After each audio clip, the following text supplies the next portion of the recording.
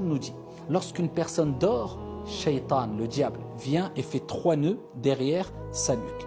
Et pour chaque nœud, il tape sur le nœud et il dit que ta nuit soit longue, dors.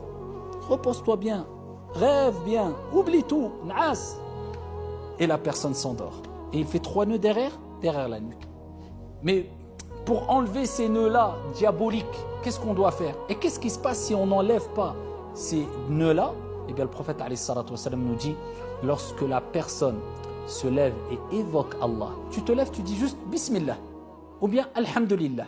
Bien sûr, il y a une invocation spécifique, entre autres Alhamdulillahi alladhi ahyana ba'da ma amatana wa ilayhi an-nushur. Louange à Allah qui nous a donné vie après nous avoir donné la mort ou nous avoir fait mourir, et vers lui sera le retour. Mais juste au moins tu évoques Allah en disant Bismillah.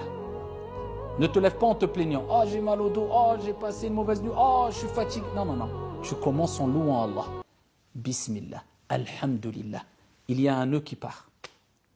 Ensuite, le prophète, il dit, quand tu te lèves et tu fais les ablutions, il y a un deuxième nœud qui part. Allah, tu te lèves et tu fais les... Tant pis pour ceux qui ne font pas les ablutions. Il y a un deuxième nœud qui part. Et ensuite, tu fais ta prière, salat al-fajr, la prière du matin. Il y a un troisième nœud qui part. Et ensuite, qu'est-ce qui se passe? La personne se sent bien, elle est de bonne humeur toute la journée. La personne se lève en forme et elle est de bonne humeur. Subhanallah, c'est une cause de la bonne humeur. Et que tu sois en forme, eh bien c'est de quoi? Évoquer Allah, faire les ablutions et faire ta prière. T'enlèves les 3 nœuds. Ne reste pas toute la journée avec ces nœuds et ne cumule pas des centaines ou des milliers de nœuds. Contrairement à l'autre personne qui n'a pas évoqué Allah, qui n'a pas fait les ablutions et qui n'a pas fait sa prière, le prophète alayhi afdalus salati wa taslim dit, il est de mauvaise humeur et paresseux. Il sent une certaine lourdeur dans la journée. Il se sent fatigué, il se sent... Vous voyez? Donc deuxième des causes, pour s'éloigner de la paresse, c'est de se lever le matin en évoquant Dieu, en faisant les ablutions, en faisant la prière. Et troisième des conseils et dernier des conseils, je répète, je pourrais en donner plusieurs, mais au moins restons focus, concentrés sur ces 3 conseils-là.